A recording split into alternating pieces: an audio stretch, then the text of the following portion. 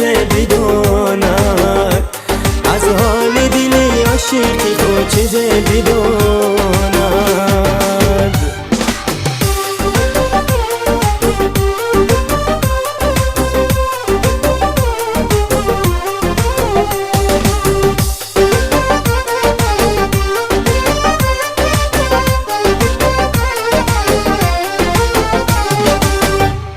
گر حال دلی سوخته ما را تو بدانی، دانم به یقین مرا تو در راه نمانی.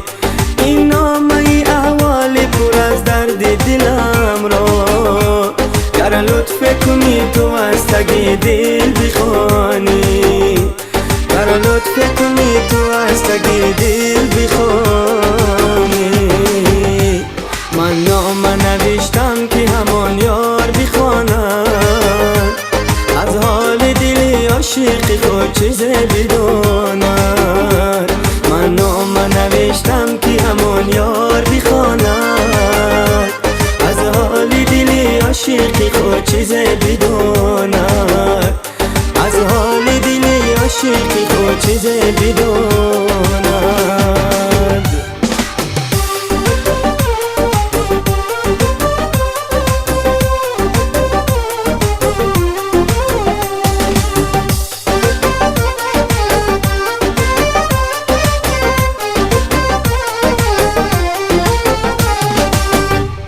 ای یاری عزیز تشنه دیدار تویم من، دیوانه و بیقرار و همزار تویم من.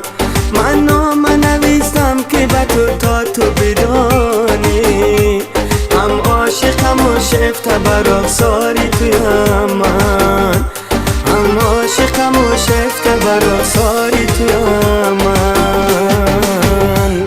من نامه نوشتم که همان یار بخواند، از حال دل عاشق خود چیز بداند. من نامه نوشتم که همان یار بخواند، از حال دل عاشق خود چیز بداند، از حال دل عاشق خود چیز بداند.